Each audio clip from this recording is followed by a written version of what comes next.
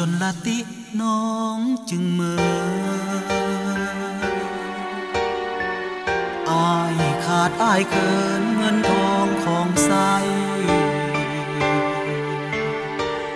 อายขาดทุกอย่างจะคอยเอา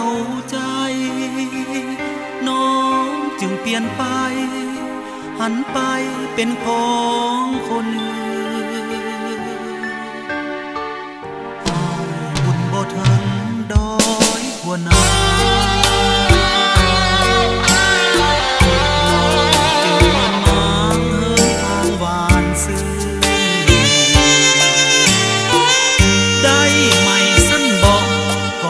คิดฟื้นหาว่ามึนล่วงเกินปิดตีของนาเขาลำลวงมั่งคั่งเศรษฐีมาลงเจ้านี้เทพีคนงามอ้ายต่ำทั้งศักดิ์สินเงินคำต้องทนละกรรมเหมือนคนสิ้นหวังน้องลืมละติคืนสุขสันต์ต้นขามคืนนั้นแสงจันทร์กระจ่าง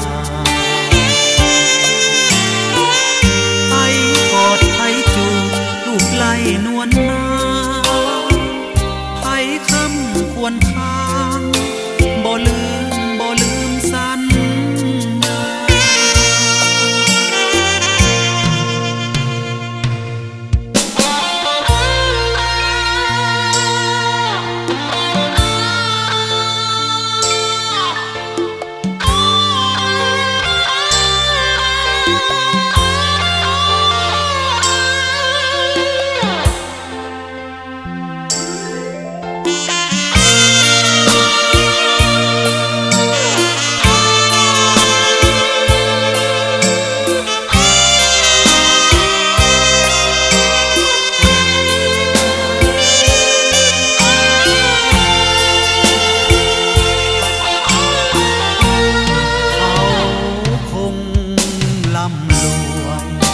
มั่งคั่งเศรษฐี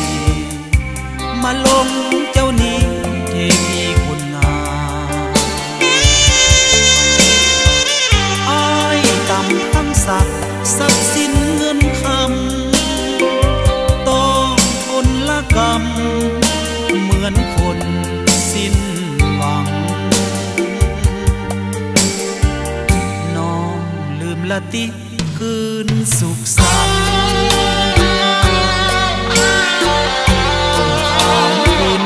แสงจันทร์กระจ่างไอ้กอดไอ้จูบลูกไล่นวลนาไผ่คำควรทาง